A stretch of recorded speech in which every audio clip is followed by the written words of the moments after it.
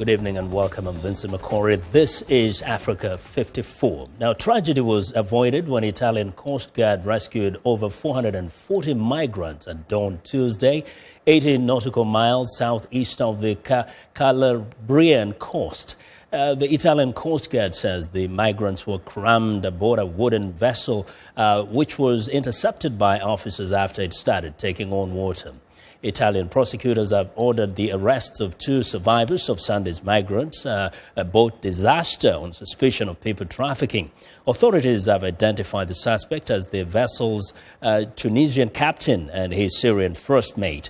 They allege the duo was in command of the severely overcrowded boat when it capsized with as many as 900 people on board off the coast of Libya. The head of the European Union called the 28 EU heads of state into emergency session to confront the unprecedented migrant crisis.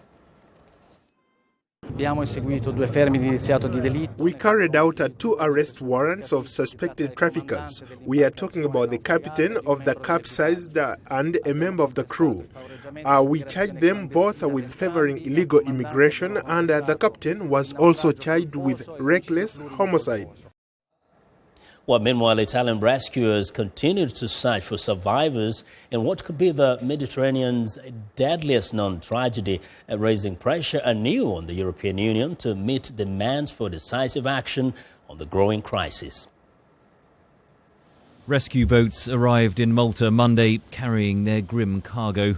On the dockside, lines of hearses waited, ready to take away the 24 bodies on board, just a fraction of the estimated 750 people who drowned off Libya Sunday. A group of survivors looked on as the bodies were unloaded. Hosting his Maltese counterpart in Rome, Italy's Prime Minister Matteo Renzi compared the smuggling of migrants to the historic African slave trade and proposed unspecified action to target the traffickers inside Libya. In Libya,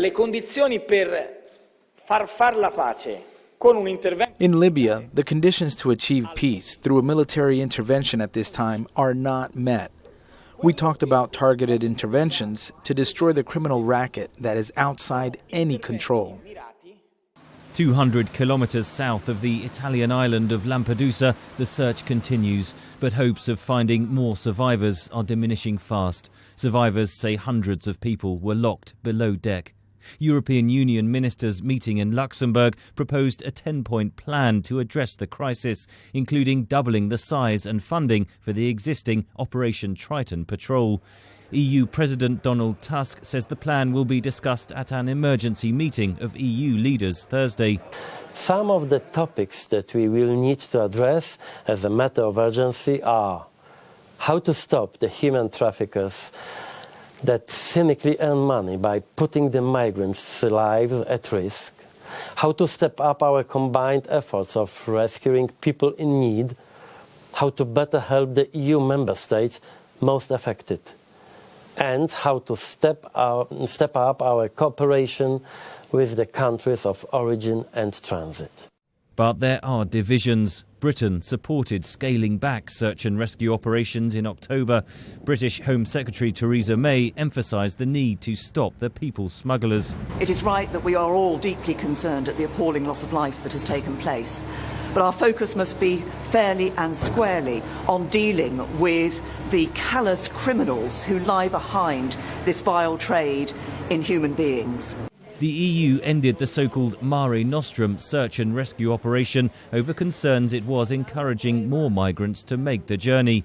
But already this year, more than 21,000 immigrants have arrived on European shores.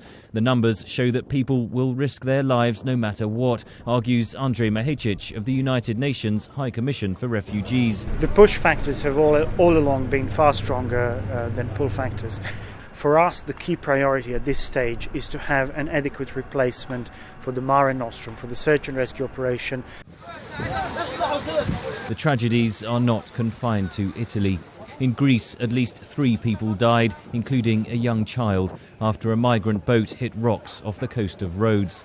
Migrant groups say calmer seas in the summer months will see many more dilapidated boats making this deadly journey to Europe. Henry Ridgwell for VOA News, London.